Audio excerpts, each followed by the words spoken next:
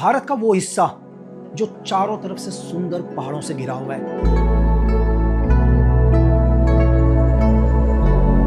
पर यहां हर पेड़ के पीछे एक बंदूक छुपी है। इनकी संस्कृति बहुत पुरानी है, पर उस संस्कृति का हर बगावत खून से सना हुआ है।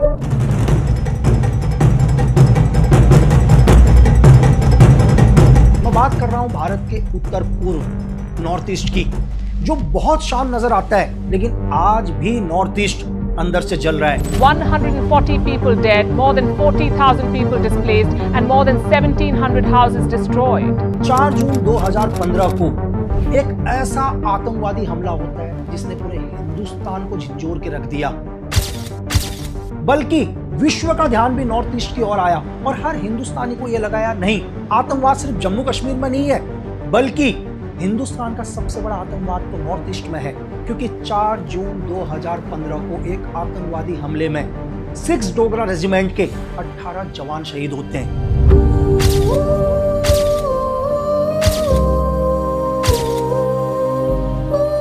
मैं अगर आपसे यह कहूं कि 1999 में जो कारगिल वॉर था, उसके बाद अगर कोई सबसे बड़ा हमला था, वो यही हमला था जिसमें महज एक ही झटके में हिंदुस्तान को अपने 18 वीर जवान खो दिए। कौन सा ऑर्गेनाइजेशन इसके पीछे था, वो क्या चाहते थे, क्यों यह हमला किया गया, इसको जानने के लिए हम थोड़ा सा इतिहास में चलते हैं।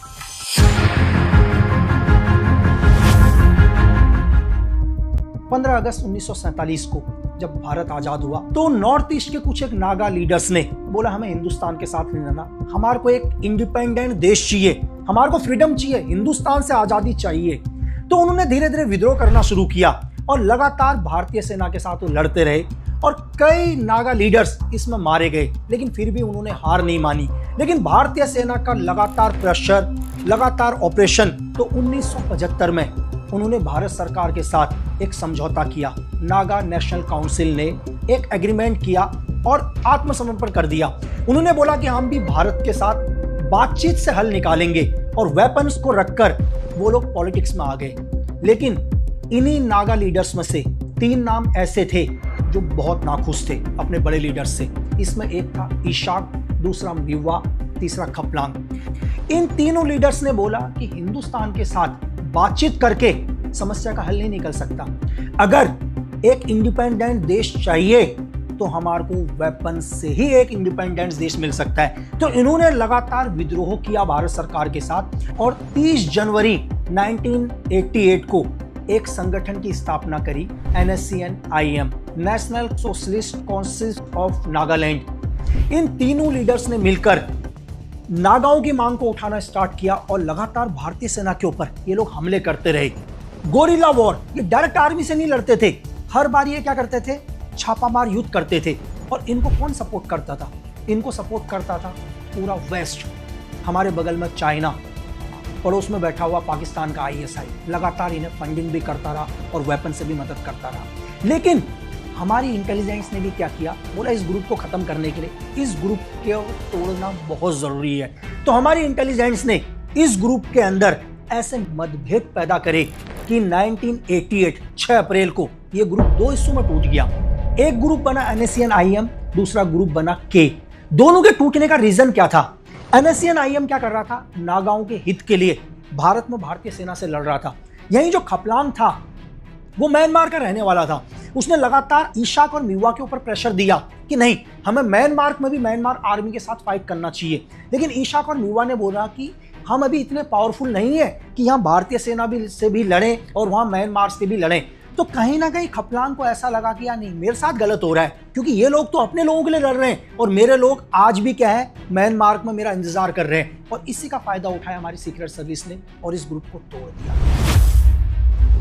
लेकिन भारतीय सेना से ग्रुप टूटने के बाद धीरे धीरे कमजोर पड़ता गया। NSCN-IM फिर भी पावरफुल था, NSCN-K धीरे धीरे क्या हुआ, कमजोर होता गया। और भारतीय सेना ने लगातार NSCN-IM के खिलाफ ऑपरेशंस करे, उसके कई लीडर्स को एनकाउंटर में मार दिया। और इतना प्रेशर पड़ा कि 1999 में NSCN-IM यानी कि ईशाक मिवा, जो उस टाइम बैंकॉक में बैठकर इस ग्रुप को कमांड करते थे, उन्होंने भारत सरकार के साथ एक सीज फायर कर लिया। सीज फायर का मतलब कि आज के बाद वो कभी भी किसी भी भारतीय सेना के ऊपर कोई फायर नहीं करेंगे। उनके जितने भी ट्रेनिंग कैंप होंगे, चाहे वो भारत में हो या भारत से बाहर हो, उस सब की जानकारी भारत सरकार को होगी।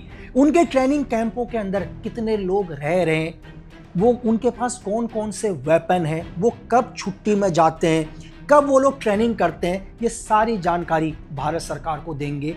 ये हुआ सीज फायर। अब इसके बाद भारत सरकार का अगला मकसद क्या था कि किसी भी कीमत पर NACN-K को भी खत्म करना। तो सिर्फ 3 साल के बाद 2002 में NACN-K ने भी क्या कर दिया, भारत सरकार के सामने सीज फायर कर दिया। सेम वही चीज है जो NACN-IM ने करी, NACN-K ने भी वो कर लिया। अब उसने भी वो सारी शर्तें भारत सरकार से मान ली कि मैं भी भारतीय सेना के ऊपर कोई फायर नहीं करूंगा, मेरा कोई भी इंसर्जेंट किसी भी नागरिक को परेशान नहीं करेगा, मेरे जितने भी ट्रेनिंग कैंप होंगे उस सब की जानकारी भारतीय सेना या भारत सरकार को रहेगी। लेकिन खपलांग ने यह सीज फायर सिर्फ 2 ही साल तक रखा और उसने 2003 में इस सीज फायर का उल्लंघन किया और भारतीय सेना पर हमला कर दिया। तो 2003 के बाद NACN-K के साथ सीज फायर टूट गया और भारतीय सेना ने NACN-K के खिलाफ लगातार ऑपरेशन करे, कंबाइन ऑपरेशन हुए। इसके प्रेशर में आकर NACN-K का लीडर बाबा खपलांग हिंदुस्तान से बाहर म्यांमार, थाईलैंड, चाइना पहुंच गया। तभी भारतीय सेना के लगातार ऑपरेशन चल रहे थे और धीरे धीरे इंसर्जेंट कम हो रहे थे, कुछ इंसर्जेंट बढ़ रहे थे, लगातार चाइना फंडिंग कर रहा था, वेस्ट से इनको हथियार मिल रहे थे, ISI का लगातार इनको सपोर्ट मिल रहा था। लेकिन 2014 में हिंदुस्तान में एक नई सरकार आती है, NDA गवर्नमेंट, और NDA गवर्नमेंट आते ही अपना एक पहला फैसला चेंज करती है जो इससे पहले की गवर्नमेंट ने रखा हुआ था। इससे पहले की गवर्नमेंट की पॉलिसी थी नॉर्थ ईस्ट को लेके लुक ईस्ट पॉलिसी। जैसे 2014 में गवर्नमेंट चेंज हुई, उन्होंने कहा नहीं, no look act east policy, अब एक्शन होगा। ये जैसी पॉलिसी लागू हुई, हमारे पड़ोसी मुल्क चाइना या वेस्ट जो भी नॉर्थ ईस्ट को सपोर्ट कर रहा था, उनमें हलचल शुरू हो गई, क्योंकि उनको पता था कि आप भारतीय सेना हो या भारत सरकार हो, वो लगातार क्या करेगी, एक्शन करेगी नॉर्थ ईस्ट के इंसर्जेंट के ऊपर। यहीं से उसने प्लानिंग शुरू करी। और तभी क्या होता है, 2015 जनवरी में 2 MSS की एजेंट वो नॉर्थ ईस्ट में मणिपुर के अंदर एंटर होती है और एंटर होकर वो आसाम पहुंचती है और आसाम पहुंच के किसी लीडर से मुलाकात करके वाई नेपाल तो दोबारा चाइना पहुंचती है। और ये बात एक आसाम के इंस्पेक्टर के थ्रू हमारी इंटेलिजेंस ब्यूरो को बात मिलती है और हमारी IB RNW के साथ ये बात शेयर करती है। इस पूरी चीज को दोबारा से इन्वेस्टिगेशन किया जाता है तो पता चलता है कि सही में 2 चाइना की एजेंट नॉर्थ ईस्ट के अंदर एंटर हुई। लेकिन क्यों हुई कुछ नहीं पता। तभी हमारी इंटेलिजेंस ब्यूरो पता करती है कि ये 2 लड़कियां कौन थी और क्यों आई। तभी पता चलता है कि आसाम के अंदर ये परवेज बरुआ से मिले। जैसी ये खबर आती है तो हलचल होना शुरू था, क्योंकि हमारी इंटेलिजेंस की नजरों में या IB हो या RNW हो, जितने भी सीक्रेट सर्विस हो, उनके हिसाब से तो परवेज बरुआ हिंदुस्तान में है ही नहीं। तो अगर परवेज बरुआ हिंदुस्तान में नहीं है तो आसाम के अंदर परवेज बरुआ से कैसे मीटिंग हो सकती है।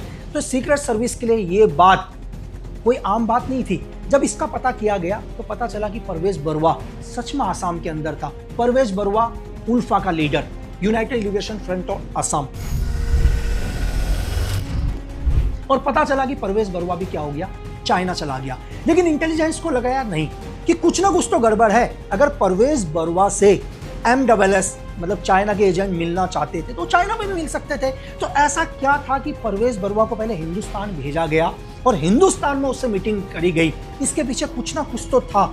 और धीरे धीरे इंटेलिजेंस को भी पता चल रहा था कि यार जैसे हिंदुस्तान 2014 के बाद एक्ट ईस्ट पॉलिसी हुई है तो उसमें बहुत सारे देश हिंदुस्तान से नाराज हैं। वो नहीं चाहते हैं कि नॉर्थ ईस्ट में शांति हो या नॉर्थ ईस्ट का इंसर्जेंट एकदम से खत्म हो।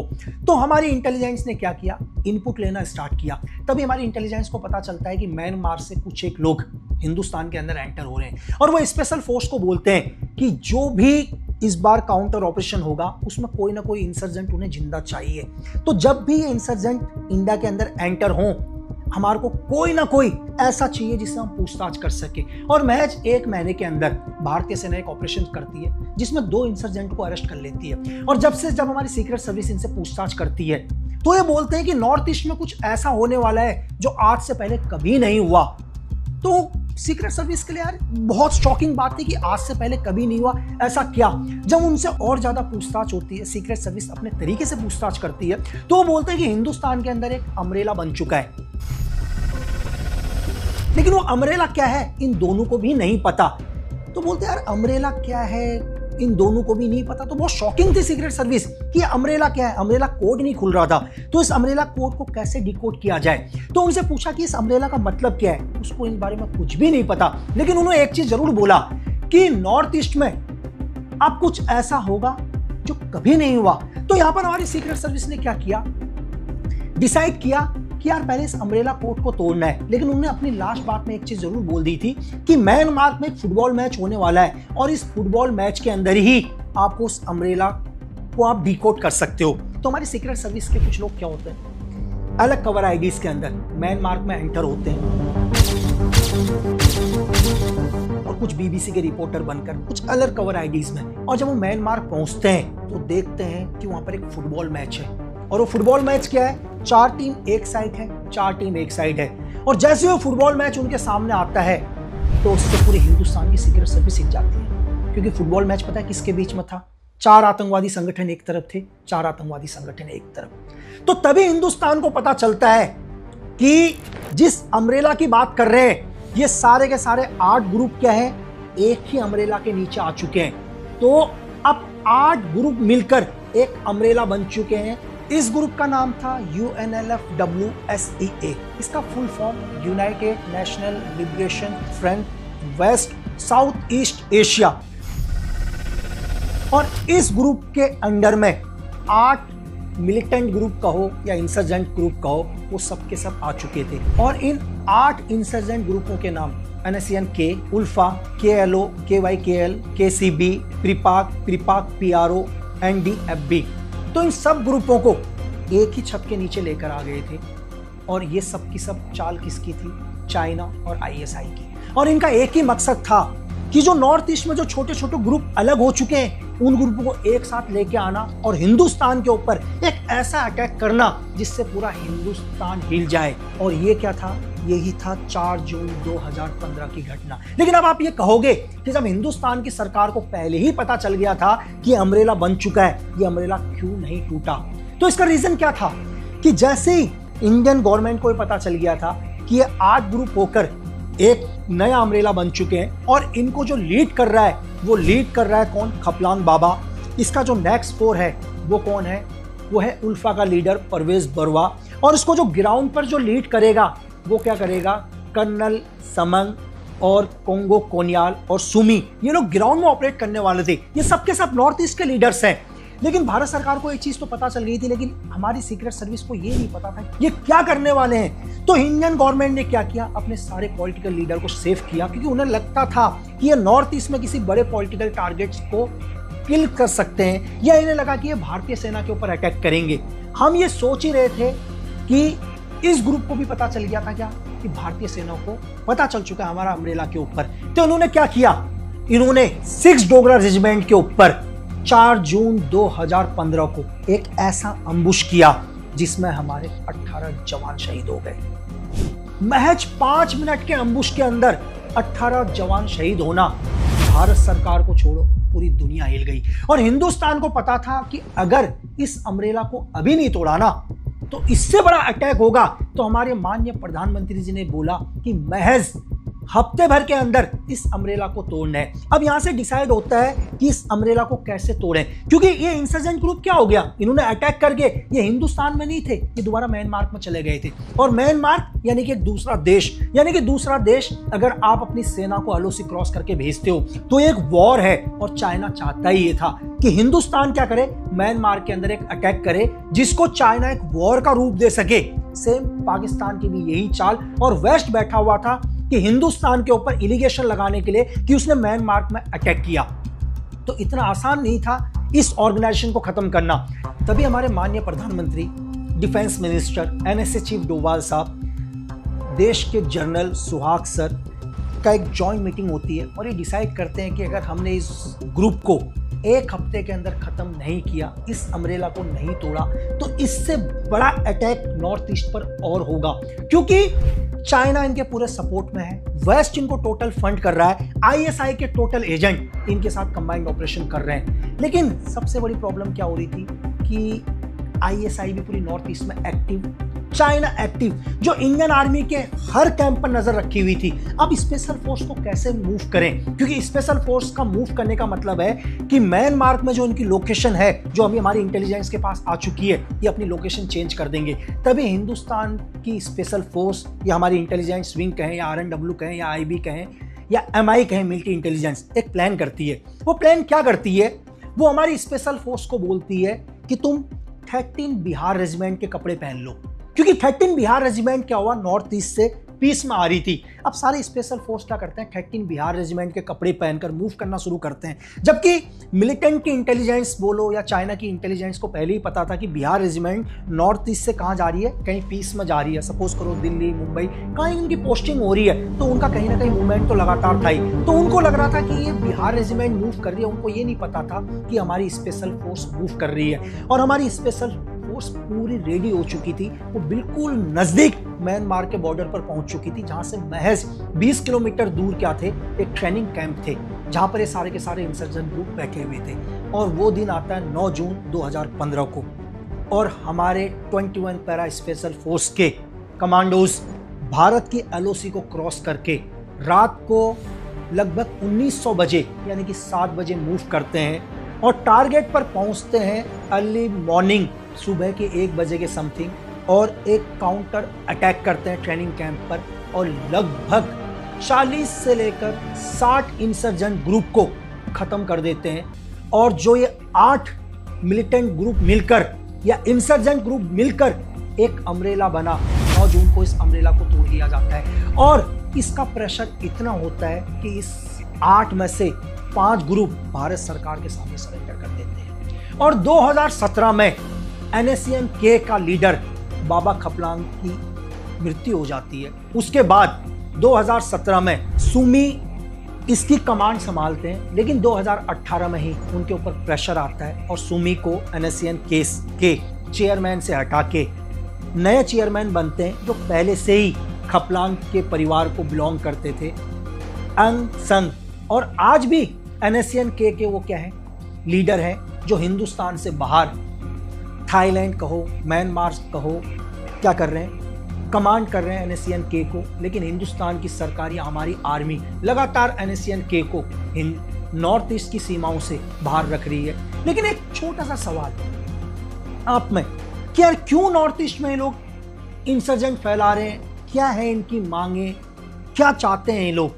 तो मैं सिर्फ आपको ये बोलूं एक आसान भाषाओं में समझाने के लिए, कि अगर आपको किसी का बहुत शांत परिवार तोड़ना हो, तो उस परिवार के 1 या 2 लोगों को क्या आप कर दो, अपने साथ मिला लो या गंदी आदत डाल लो, तो उस परिवार का टूटना बहुत आसान हो जाएगा। तो हिंदुस्तान एक परिवार, नॉर्थ ईस्ट उस परिवार का एक हिस्सा, वेस्ट कहो, ISI कहो या चाइना कहो, लगातार यहाँ के लोगों को या बाहर से जो इनके जैसे दिखते हैं उन लोगों को इनके साथ मिलाकर लगातार नॉर्थ ईस्ट के अंदर क्या करना, आर्मी के ऊपर अटैक करना, मासूम लोगों को निशाना बनाना, ताकि हिंदुस्तान हमेशा डिस्टर्ब रहे, हम एक सुपर पावर ना बन पाए।